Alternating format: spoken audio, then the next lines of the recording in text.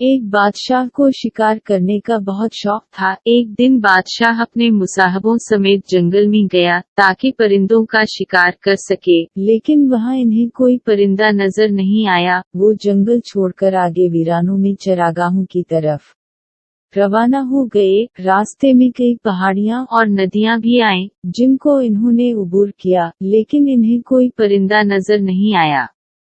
آخر دوپہر کے وقت وہ ایک بہت بڑی چراگاہ میں پہنچے۔ یہ اتنا بڑا میدان تھا جس کی حد نظر نہیں آ رہی تھی۔ میدان کے درمیان میں ایک بڑا اور گھنا سایہ دار درخت کھڑا تھا۔ بادشاہ اور اس کے مصاحب بے اختیار درخت کی طرف بڑھتے چلے گئے اور درخت کی ٹھنڈی چھاؤں میں بیٹھ کر سستانے لگے۔ اگرچہ وہ بہت تھک چکے تھے، لیکن عادی شکاریوں کی طرح ان کی نگاہیں اب بھی درخت کی شاخوں میں بیٹھے کسی پرندے کو ڈھونڈ رہی تھی۔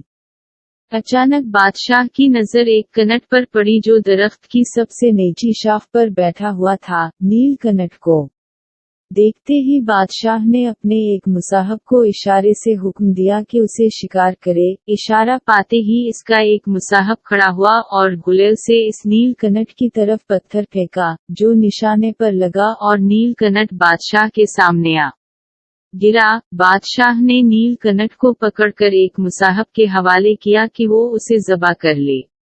جون ہی چاقو نیل کنٹ کی گردن کے قریب آیا، اچانک نیل کنٹ کے منہ سے نکلا، اے عظیم بادشاہ، مجھے مت ماریے، میں آپ کا فائدہ چاہتا ہوں۔ اگر آپ مجھے مار دیں گے تو تمام عمر پچھتائیں گے۔ مجھے مار کر آپ کو کیا ملے گا؟ میں تو بہت ہی چھوٹا ہوں اور مجھے مارنے سے آپ کو کوئی فائدہ حاصل نہیں ہوگا۔ نیل کنٹ کو انسانوں کی طرح بولتا دیکھ کر بادشاہ بہت حیران ہوا۔ وہ نیل کنٹ کی بات سن کر بولا، اے نیل کنٹ، تم تو بول بھی سکتے ہو۔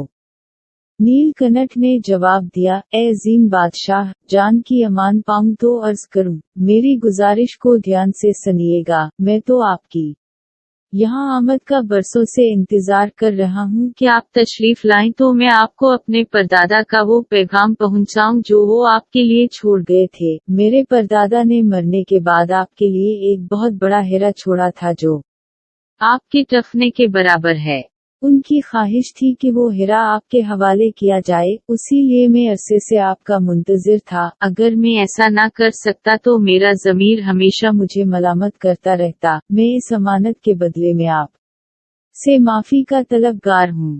نیل کنٹ کے منہ سے یہ کہانی سننے کے بعد بادشاہ بولا، پہلے تو میں اس بات پر حیران ہوں کہ ایک نیل کنٹ اتنی روانی سے کیسے بول سکتا ہے، اور کوئی چارہ بھی نہیں کہ میں تمہاری کہانی پر اعتبار نہ کروں کہ تمہارے پاس میری کوئی امانت بھی پڑی ہوئی ہے۔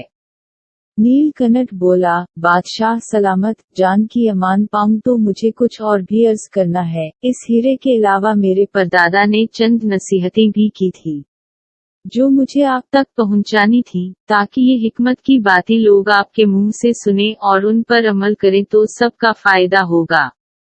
بادشاہ بولا، وہ نصیحتیں کیا ہیں؟ اچھی بات ہے کہ حکمت کی باتیں میرے اور میرے مصاحبوں تک پہنچیں۔ نیل کنٹ اجازت ملنے پر بولا، میرے پردادا نے جو باتیں بتائیں تھیں وہ یوں تھیں۔ نمبر 1، جب کوئی آپ سے میٹھی میٹھی باتیں کرے تو اس پر بھروسہ نہ کریں۔ نمبر 2، کبھی کسی ایسی چیز کی واپسی کی امید نہیں کریں جو ایک دفعہ آپ کے ہاتھ سے نکل جائے۔ اور نمبر 3، جس چیز کو حاصل کرنے میں آپ ناکام ہو جائیں، اس کے بارے میں دوبارہ نہیں سوچیں۔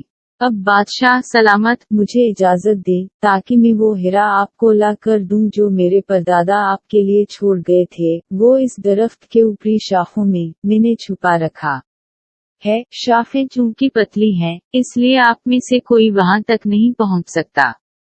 بادشاہ سلامت نے پھر زیادہ نہیں سوچا اور مصاحب کو نیل کنٹ کو آزاد کرنے کا حکم دیا، اور مصاحب نے ایک لمحہ ضائع کیے بغیر نیل کنٹ کو آزاد کر دیا۔ وہ اڑا اور شکریہ ادا کرنے کے لیے بادشاہ سلامت کے کندھے پر بیٹھ گیا، پھر اس نے پر پھیلائے، ان کو پھڑپڑا اور پھر بولا، جناب عالی، مجھے انتظار کے لیے معاف کر دیجیے گا، ادھر کچھ دیر انتظار کیجیے گا جب تک میں اڑتا ہوا درخت کی چوٹی تک پہنچ جاؤں۔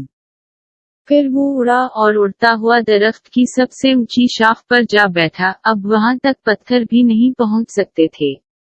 وہ ایک شاخ پر جا کر مزے سے بیٹھا ہوا تھا۔ ادھر بادشاہ اور مصاحب انتظار کرتے رہے کہ کب نیل کنٹھ ہیرا لے کر واپس آتا ہے، لیکن لگتا تھا کہ نیل کنٹھ اپنا وعدہ بھول چکا ہے۔ وہ تو شاخ پر بیٹھا جھولتا رہا۔ ہیرا لانے کی بات تو بہت دور کی تھی۔ شام ہو گئی اور اندھیرا چھانے لگا تو بادشاہ نے آواز دی، نیل کنٹھ، تمہارا وہ ہیرا کدھر ہے جو تمہارے پردادا نے میرے لیے رکھا تھا؟ اسے نیچے لے کر آؤ، ہمیں واپس بھی جانا ہے۔